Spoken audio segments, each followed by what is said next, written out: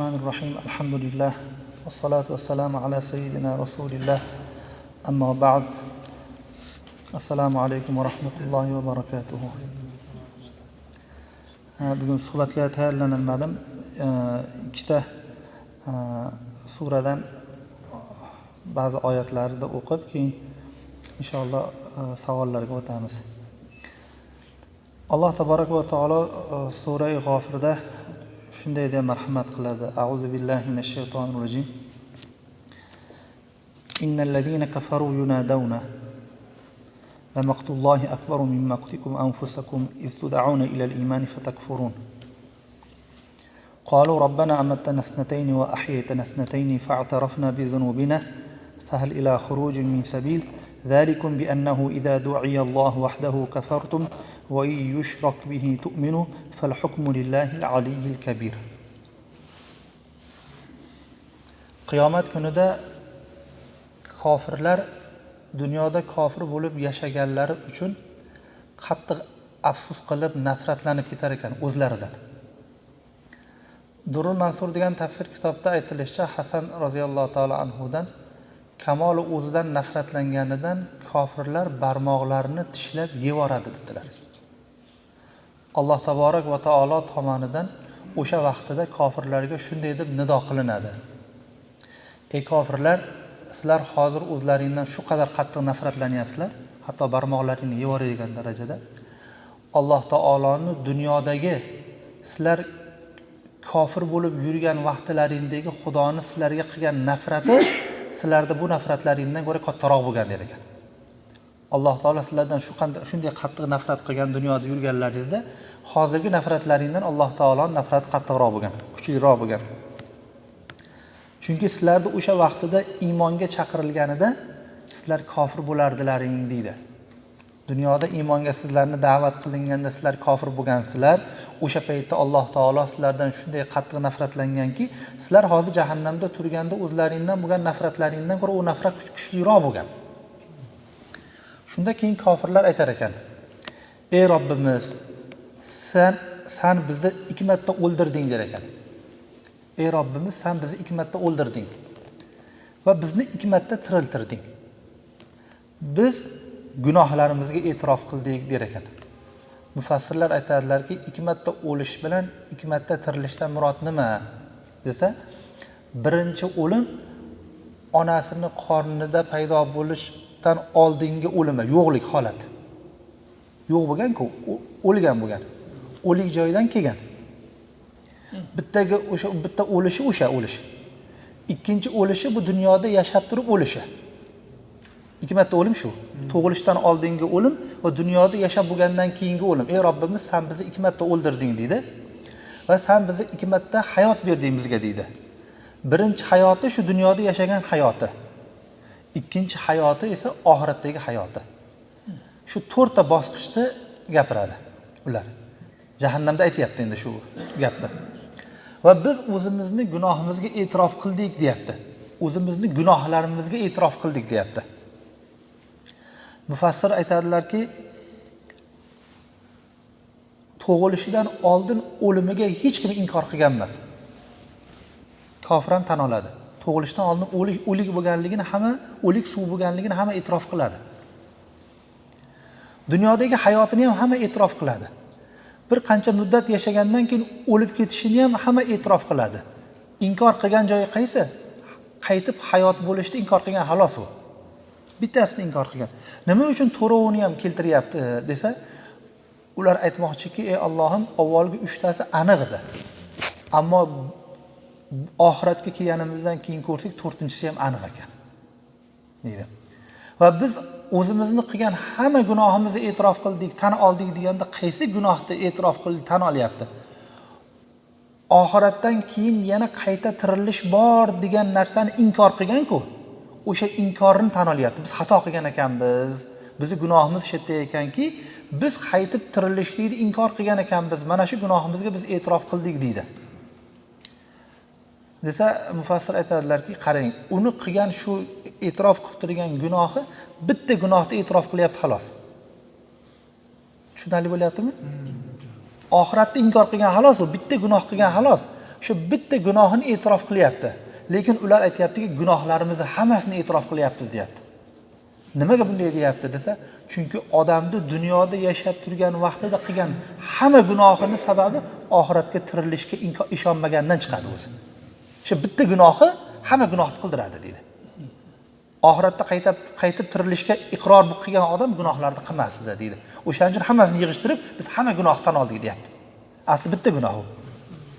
Boshqa gunohlarga sabab bo'lgan gunoh. Fahal ila khurujin min sabil. Dunyoga qaytib chiqib ketishga imkonimiz bormikan, yo'l bormikan der ekan. Chunki ular umid paydo qilyapti, ey Allohim, bir marta o'ldirding, bir marta tiriltirding, yana bir marta o'ldirding, yana bir marta tiriltirding. Yana bir marta qaytib dunyoga keltirishga ham seni qudrating bor-u demoqchi.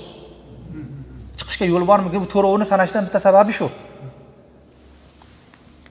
Alloh taolo aytadiki, bu ishlarda bu jazolarni sizlarga berilganligim shuning uchunki, sizlarni yolg'iz Alloh taoloni o'ziga da'vat qilingan vaqtida sizlar kofir bo'ldilaring. Ammo Xudoga shirk keltirilganda esa iymon keltirdilaring. Ya'ni mushrik bo'ldilaring, deyapti. Xudo taologa sheriklar isbot qilinganda o'sha sheriklarga ishondilaring. Ammo yolg'iz Xudoni o'ziga da'vat qilinganda lekin Xudoga kofir bo'ldilaring. Fal hukmu lillahil aliyyil kabir. Bu hukm oliy zot bo'lgan, kibriyo sohibi bo'lgan Alloh taoloning hukmidir. Ya'ni bu hukmni sizlar o'ta katta bu hukm, bu abadiy jahannamda kuydirib yuboryapti oxiratda inkor qilganligi uchun deb aytmang, chunki sizlarning qilgan gunohlaring ham ulug' zotning qarshisiga bo'lgan gunoh bo'lgan. Oliy zotning qarshisiga qilingan gunoh bo'lganligi uchun jazosi ham oliy qilib berilyapti, sizlarga abadiy jahannam berildi deydi. Bu bitta o'qimoqchi bo'lgan oyatimiz. Ikkinchisi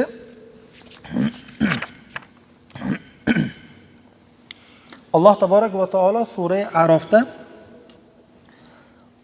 otamiz Odam alayhisolatu vassalomni jannatda Alloh taolo maskan berganligi haqida gapiradi.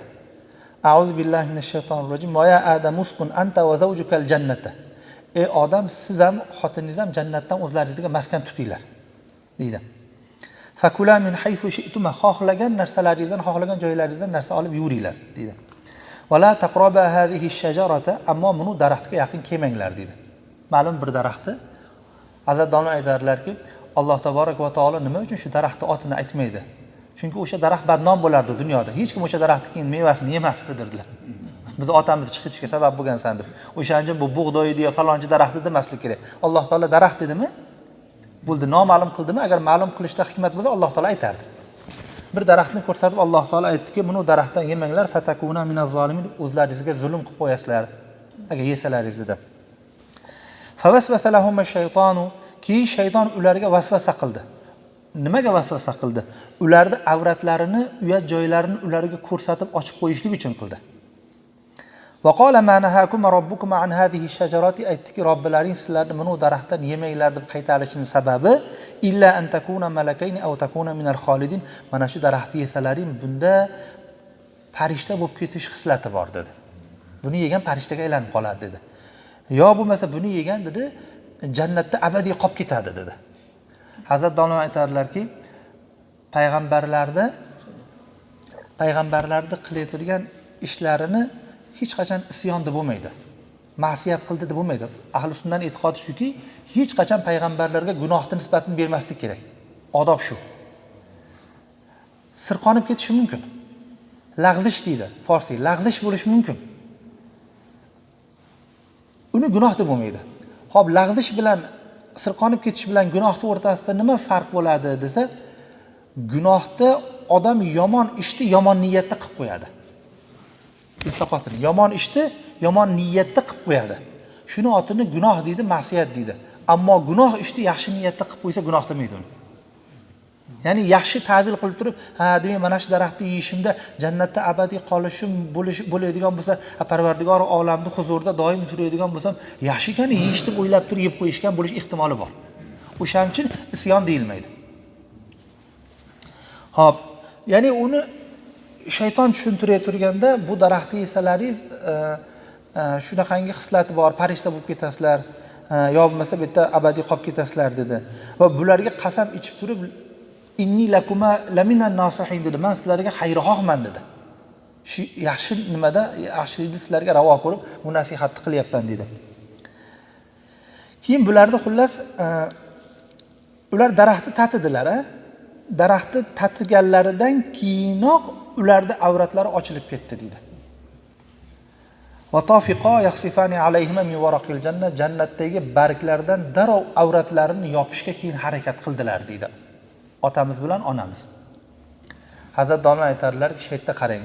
Alloh taborak va taolo Odam alayhissalom bilan ayollari Hazrati Havvoni va shaytonni ham mijozini, tabiatini aytib qo'yapti.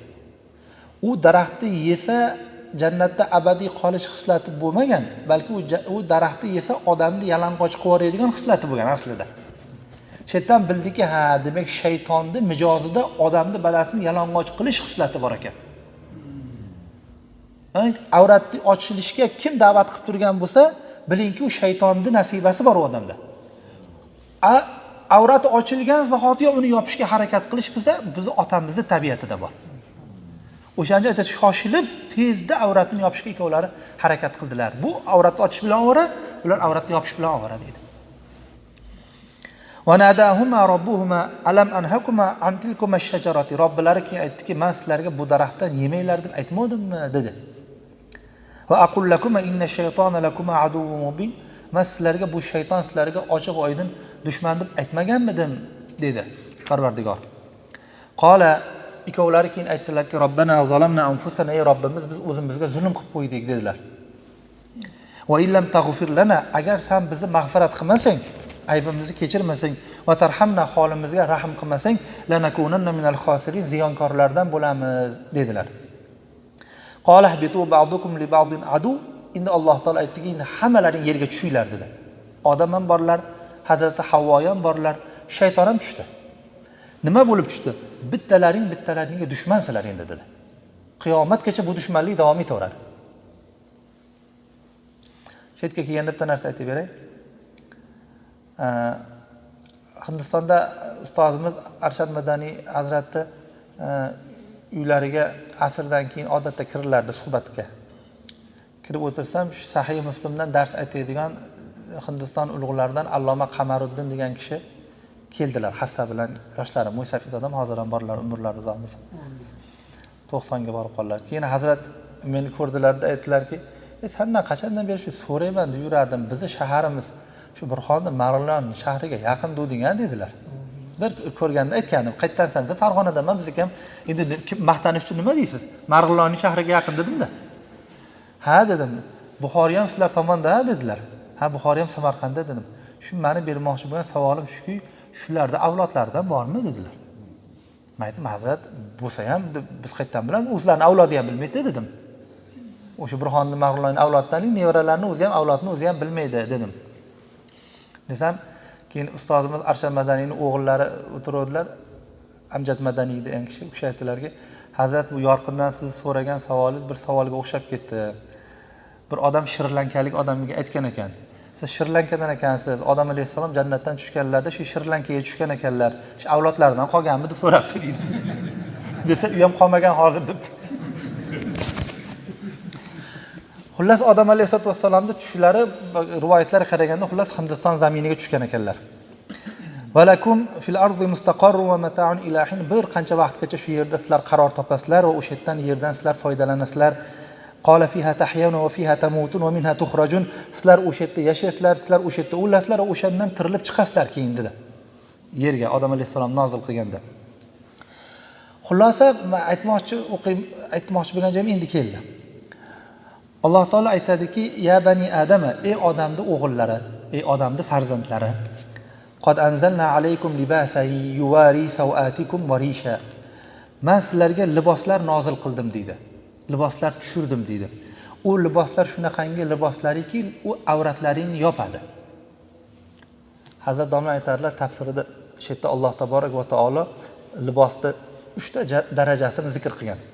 Birinchi libos avratni yopadi. Ya'ni zarurat miqdoricha. Satr avrat bo'ladigan miqdoricha kiyim bor. O'shandan kam bo'lsa namoz bo'lmaydigan darajadagi kiyim. Varishan va sizlarga ziynat liboslarini ham nozil qildim deydi. Ziynat liboslari. Lekin so'zma-so'z tarjima qilganingizda rishan deb turib aytilgan kalimani hamma agar lug'at bilgan odam bo'lsa biladiki, rishdan murod qushni patini aytadi. Qushni pati. Sizlarga avratlaringni, o'sha dag'al qo'pol avratlaringni yopadigan kiyim berdim va sizlarga ziynat bo'ladigan go'yo qushni patiga o'xshaydigan liboslarni ham berdim. Bu libosni ikkinchi darajasi. Ya'ni avratni bekitishdan tashqari yana qo'shimcha. Mukammal, xotirjam, hijolat bo'lmaydigan darajadagi ziynat libosi. Hazrat domla aytarlarki, endi bizni kitoblarda ko'rsangiz, do'ppi ham namozni ahkomlarining ichiga kirdi. Do'ppi namozning ahkomlarida ichida turibdi. Hech kim ixtilof qilmagan, odam masalan do'ppi kiymagan taqdirda ham do'ppi kiyadigan odamga e'tiroz qilmaslik kerak. Buni ishi sunnatda kelmagan, asli sunnatda boshaylang yurish degan narsa bor edi degan gapni aytmaslik kerak. Chunki Hazrat domla aytarlarki, mujtahid bundan ishoratun nasdan, oyatni ishorasidan shuni olyaptiki, qushda hamma joyida pati bo'lsa, boshida pati yulingan qushdan xunuk qush bo'lmaydi. Uni pati boshidan tortib hamma joyigacha bo'ladi. Demak, boyatki insonda ziynat boshidan oyog'igacha davom etishi kerak dedilar. Mujtahid do'ppi bilan namoz o'qish yaxshi degan bo'lsa, shundan ishora olgan. Chunki Alloh taolo ziynat libosi demasdan pat berdim deyapti, pat. Uni o'rniga ziynat desa bo'lardi, yo pat degan. Hop. Libosning 3-darajasi shu bo'ladiki, va libasut taqvo zalika xoyr. Ammo taqvodorlarning libosi eng yaxshisi deydi. Taqvodorning libosi 3 darajadagi liboslarning ichida eng yaxshisi. Taqvo libosi degani nima degani desa, taqvodorlarning libosi degani. Xo'p, agar taqvodorlarning libosi deyish kerak bo'lsa, nima uchun taqvo libosi deydi desa, taqvodorning libosi shunday libosiki, odamda taqvo paydo qiladi. Odam taqvodorning kiyimini kiyib, qo'liga hassani ushlab, boshiga sallani kiyib, choponni kiyib ketayotgan odam ko'chada qizlarga qarab ketolmaydi dedilar. Libos odamni o'zi bilgan bilmagan holda taqvodor qilib qo'yadi.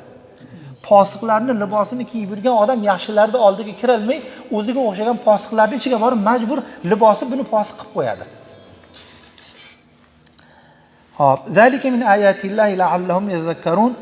Bular hammasi Alloh taborak va taoloning oyatlaridandir. Shoyatki ular nasihat qabul qilsalar, nasihatlansalar, ibrat olsalar deydi.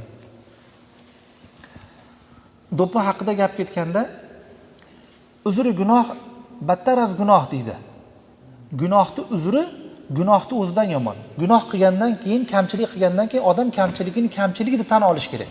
Yo, meni kamchiligim bu kamchilik emas, balki bunga ham dalillar bor deb turib, gunoh bo'lgan narsasini savoblik ishga o'xshatib, bid'at bo'lgan ishini sunnatga o'xshatib ko'rsatmaslik kerak. Sahih Muslimda bir hadis keladi, kasallik ko'rgani borish to'g'risidagi bobda. Hazrat Abdulloh ibn Umar roziyallohu taolo anhuma aytadilarki, bir kuni Nabiy sallallohu alayhi vasallamning huzurlarida o'tirsak, bir madinalik ansoriy sahobalardan bittasi kelib bizning huzurimizga payg'ambar alayhisolatu vasallamga salom berdilarda va burilib ketdilar. Ortidan Nabiy sallallohu alayhi vasallam, ey ansoriy sahoba, ansoriy, u birodaringiz Ibodatulloh Somitning ahvoli qalay dedilar. U ansoriy sahobalarning kattalari edilar. Kasal ekanlar. U kishi aytibdilarki, u kishi yaxshi bo'lib qoldilar, yaxshi tomonga o'zgardilar degan mazmunda solih u kishi deb aytdilar. Keyin shunda payg'ambar alayhisolatu vasallam bizga qaratib aytdilarki, ishlaringda bir kasal ko'rgani boradigan odam bor, turinglar borib Hazrat Ubodani ziyorat qilib kelaylik dedilar. Keyin shunda biz 10 tadan oshiq 20 taga yetmagan sahoba hammamiz Rasululloh alayhisolatu vasallam bilan birga turib, tuzli yerlarda bosib, shu sahobani oldilariga ziyorat qilgani bordik. Biz shu qadar kambag'al edikki, boshimizga kiygani do'ppimiz yo'q edi deydi. Oyog'imizga kiygani massimiz yo'q edi, oyog'imiz kuyib bordik degan mazmunda aytadilar. Shu yerdan nima chiqadi? Ya'ni biz aytgandek sahoba boshidan yurgan emas ekan, sahobada demak do'ppisi bo'lgan ekan. Bo'lmaganlari ham zarurat jihatidan kiyolmagan. Faqirlik jihatidan kiyolmagan. Yo, bunda bu gapingiz ochiq dalil bo'lmaydi. Biz payg'ambarimiz alayhisolatu vasallamning do'ppilari bor bo'lganligiga bizga dalil kerak desangiz, Tirmiziyda shahodat bobida keladi. Shahidlik bobida keladi. Payg'ambar alayhisolam aytdilarki, ash-shuhada arba'atun. Shahidlar 4 xil bo'ladi. Shahidlar 4 xil bo'ladi. Birinchi shahid kim u? Rajulun mu'minun, mu'min odam, jayyidul iymon, iymoni zo'r, laqiyal adu, dushmanga yo'liqdi, fasaddaqalloh, Xudoni aytgan gaplarini hammasini tasdiq qilib, ya'ni sidqi dildan Xudo taoloni Xudoni aytgan va'dalariga u ishondi. Hatto qutila, hatto o'ldirildi.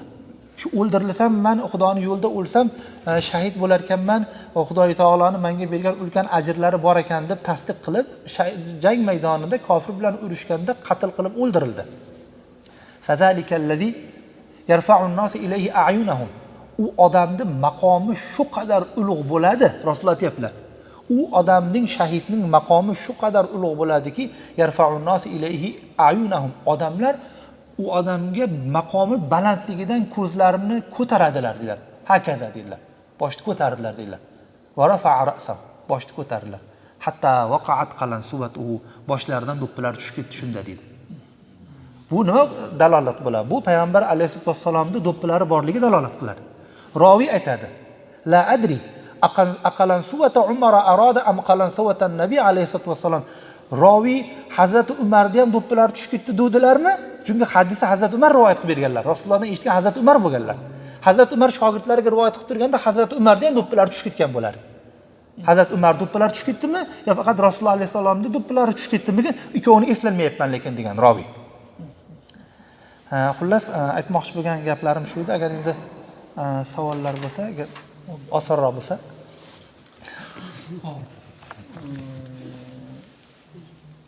Safarda yurganda sunnat namozlar qanday ahvolda? Misol qasr qilib o'qilganda, misol o'qiladimi?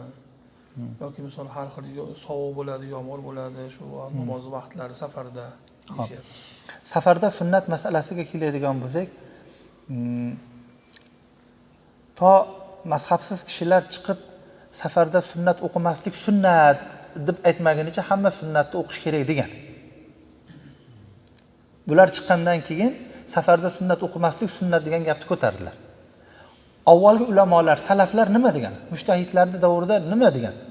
Bular bilgan hadisni ular bilmasmidi? Ular aytadilarki, holati qarorda sunnatni o'qiydi, holati firorda o'qimaydi. Holati qarorda o'qiydi, holati firorda o'qimaydi. Firordan murod qochish holati. Qaror bir joyga borib o'rnashgan holati. Masalan, bir odam Qo'qondan chiqib turib Toshkentga borib bir joyiga, bir manzilga, mehmonxonaga tushsa, shu odamning holati qaror bo'lar, erta o'qiydi. Qo'qondan Toshkentgacha borgungacha bo'lgan holati firor desa bo'ladi.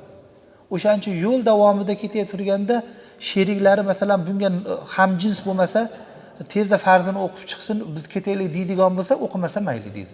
Rashid Ahmad Gangohiy degan zot aytadilarki, men shuni bildimki, bu 5 vaqt namoz bilan bizni o'qiydigan bu sunnatlarimiz sunnati muakkada ekan, ta'kidlangan sunnat ekan. Safarga chiqqanimizda bizga shunchalik yengillik bo'lar ekanki, muakkada degan joyi tushib qolar ekan-u, sunnatligi baribir turaverar ekan deydi. Bizlar Hazrat Davron aytarlarki, yana ikkita holati firorga qo'shsa bo'ladi. Bir odam safar qilib charchab bordi, bir manzilga qo'ndi. O'sha manzilga borgandan keyingi o'qiydigan birinchi namozi o'sha holati firorda o'qilayotgan namoz deyish kerak uni ham. Chunki charchab turibdi-da, farz o'qisam, uxlasam deydi. O'shanda sunnat o'qimaslikka ruxsat bersa bo'ladi. Yo bu odam ishlarini bitirdi-da, haligi shahardan endi qaytib ketyapti, tezda aeroportga yetib borish kerak, vokzalga borish kerak, sumkalarni tayyorlash kerak. O'sha shaharda turgan joyida o'qiydigan eng oxirgi namozini ham holati firordagi namoz desa bo'ladi. O'shanda ham sunnat o'qimasa mayli deyish kerak, lekin undan boshqasida sunnat o'qimagin, sunnat o'qisang gunohkor bo'lasan degan gapni hech ham gapirmaslik kerak. Bu noto'g'ri gap. Ya'ni shu vaqtgacha hech kim gapirmagan bu gapni.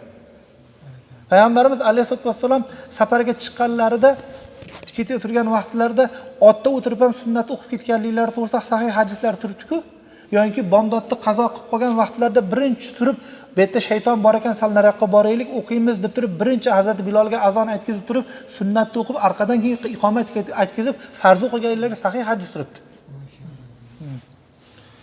Namozda saflar haqida tushuntirish bering. Safda qanaqa turiladi?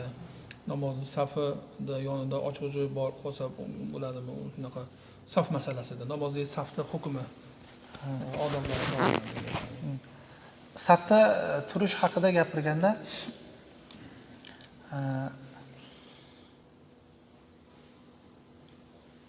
orada ochiq joy qolishligi namozni makruh qiladi. Bitta masalasi. Xo'p, ochiq qolish namozni makruh qiladi deganda qanchalik ochiq qolsa makruh bo'ladi desa, o'rtasiga yana bitta odam sig'aydigan darajada bo'lsa keyin makruh bo'ladi. Endi oyoqni oyoqqa tekkizib turish kerak safda, yelkani yelkaga tekkizish kerak, qisilib turish kerak degan gaplarni salafiylar chiqqandan keyin chiqardilar. Biz va bizdan boshqa ahli sunna mazhablari hammasini e'tiqodi namoz masalasidagi gaplari shuki, yolg'iz namoz o'qib turgan bilan jamoatda saf bo'lib o'qib turgan odamni oyog'ini o'rtasidagi masofa bir xil bo'ladi. Yolg'iz o'qib turganda oyog'ini o'rtasida qancha joy saqlab turibdi odam. Jamoat bilan o'qib turganda ham xuddi o'shancha joy saqlaydi. Yolg'iz o'qiganda 450 saqlab yo bir qarich saqlab turib, jamoatga kelganda shpagatga tushib olmaydi. Mumkin emas bunday qilish. Xo'p, nima uchun mumkin emas? Sahih Buxoriyda Nu'man ibn Bashir roziyallohu ta'ala anhudan hadis turibdi. Nu'man ibn Bashirning o'zlarining qovullari. Rasululloh alayhisolatu vassalomdan qovul yo'q. Biz dinlar sahobiy oyog'imizni oyog'imizga tekkizib turardik. Yelkamizni yelkamizga tekkizardik. Sunan Abi Dovudda kelgan hadisda tizzamizni tizzamizga tekkizardik. To'pig'imizni to'pig'imizga tekkizardik kelgan. Endi mana shunaqa qilib turib 3 ta odam turib mana etga ko'rsatib bersa, hech kim ko'rsatib bera olmaydi. Tasavvur qiling, to'piq to'pig'iga tegsa, tizzasi tizzasiga tegsa, yelkasi yelkasiga tegsa, hech kim bunday qila olmaydi. Mani bo'yim 1.85. 1.50lik odam meni yonimga turib olsa, hech qachon yelkam yelkasiga teya olmaydi uni. Yelkasiga yelkam tegishligi uchun oyog'im tagiga 4 ta g'ish qo'yish kerak. Unda oyog'im oyog'iga tegmay qoladi. Demak, ma'lum bo'ldiki, bu hadisni zohiriga amal qilib bo'lmas ekan. Zohiriga amal qilib bo'lmagandan keyin nima deb tushunadi? Ha, demak, sahobalar boshqa narsani tushungan ekan deydi. Bundan murod sabti zichligi to'g'risida gap emas ekan. Sab mana shu yerda turgan odamni bittasi mana yerda tursa, bittasi baroqqa chiqib olsa, yelkasini ro'parasida yelkasi turmayapti. Oldinga chiqib ketib qoldi. Yelkani ro'parasiga yelkani qo'ying degan ma'noda ekan, xolos u. Yoki o'zimiz tilimizda ham mashinani devorga taqab qo'ying deydi. Mashinani olib borib devorga taqamaydi. O'sha yaqinroq olib bor degan ma'noda xolos. Demak, Ibn Hajar aytadilarki, bu hadisda ulamolar hammasi sabti to'g'ri qilish va o'rtada 3-chi odam sig'aydigan darajada joy qoldirmaslik deb tushunganlar. Oshiqni ro'parasida oshiq tursin. Masalan, oyoqni ro'parasida oyoq tursin desa, mana bunday. Oyoqni ro'parasida oyoq tursa, mana shu ham oyoqni ro'parasida oyoq bo'laveradi. Mana shunday tursa ham. Lekin oshiq ro'parasida oshiq turadigan bo'lsa, sab o'rtasida to'g'ri bo'ladi. Hazrat domla aytadilarki, bu degani ulamolar shunday tushunganki, mana shu yerda 50 ta odam turgan bo'lsa, safi shu qadar to'g'ri bo'lsinki, u chekkadagi odamni oshig'idan igna kirgizib yuborsa, narigini chekkasidagi oshig'idan chiqib ketsin dedilar. Tekislik to'g'risida xolos, u zichlik to'g'risida emas u. Bu sahobani qovullari xolos, payg'ambarimiz alayhisolatu vassalomdan bu gapga hadis yo'q. Endi eng qizig'i sahobani gapini olib bo'lmaydimi? Sahobaning gapi boshimiz ustiga toj bo'ladi. Lekin sahobaning gaplarini zohiriga amal qilishning imkoni yo'q-da buni. Ya'ni buni mubolag'a o'laroq odamlar sabti to'g'riligiga qattiq e'tibor qilsin, ya'ni xuddi oyoq oshig'ing tekkandek, yelkangga yelkang tegadigan darajada tekis tur deb tushunyapti. Bular mana shu gapni olib turib oyoqni bir-biriga tekkizib g'ashizga tiydilar.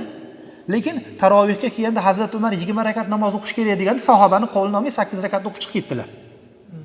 Etga kelganda sahobaning gapini ichib olmadi. 8 rakat o'qiyapti, 12 rakat o'qiyapti. Hazrat Umar roziyallohu ta'ala 20 rakatga sahobalarning hammasini jamladilar. Birorta sahoba nimaga 20 rakat o'qiyapsiz deb e'tiroz qilmadi. Nimaga 20 rakatni har kuni jamlatyapsiz deb hech kim e'tiroz qilmadi, to salafiylar chiqqungacha. Bular e'tiroz qildi. Hatto qo'rqmasdan Umarni bid'ati dedi. Umarni bid'ati deb gapirdi. Hazrat domla aytadi, Hazrat Umar seni o'rtog'ingmi? Umarni bid'ati deb turib hurmat ohangda gapirasan.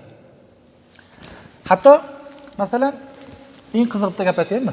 Gap kelib qoldi endi. Tarovih degani nima degani?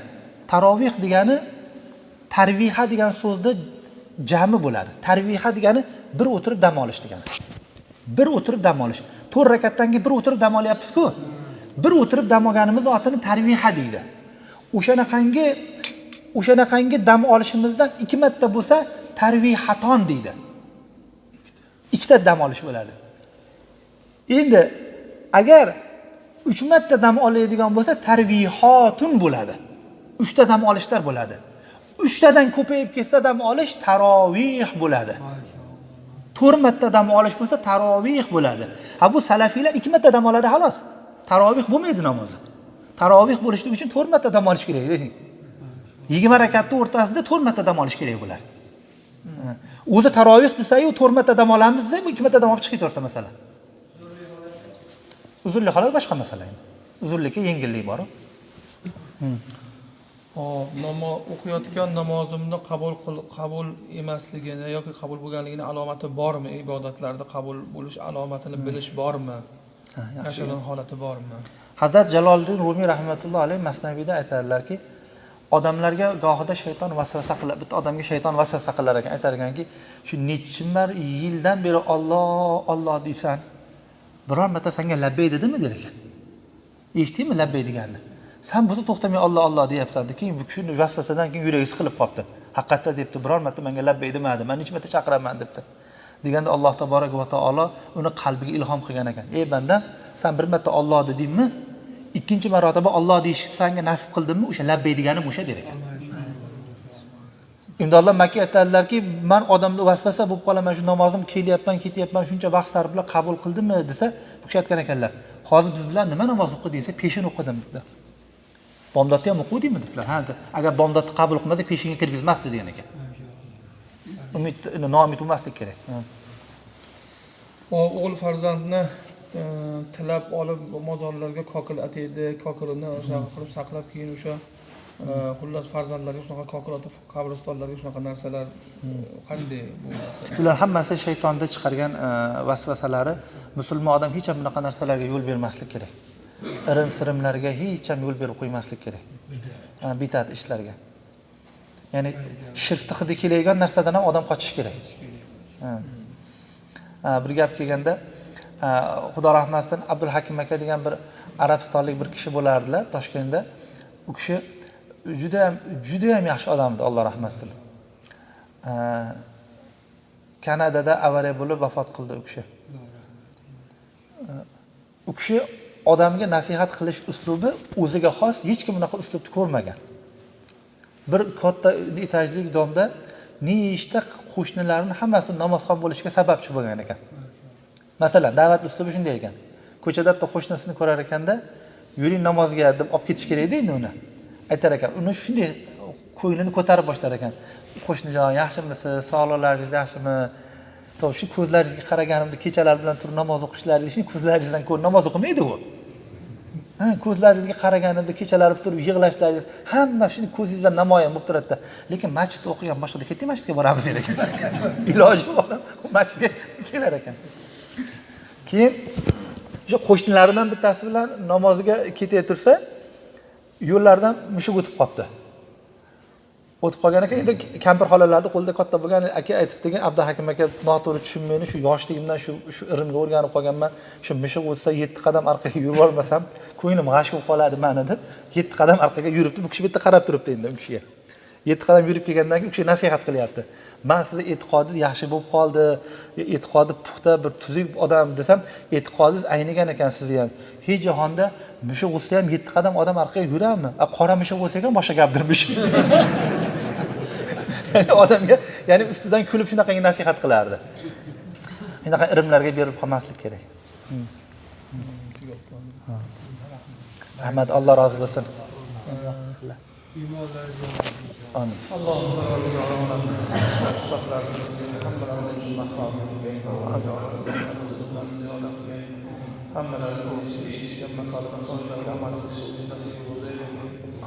ربنا آتنا في الدنيا حسنة وفي الآخرة حسنة وقنا عذاب النار وأدخلنا الجنة مع الأبرار. وصلى الله على نبينا محمد وعلى آله وصحبه أجمعين. السلام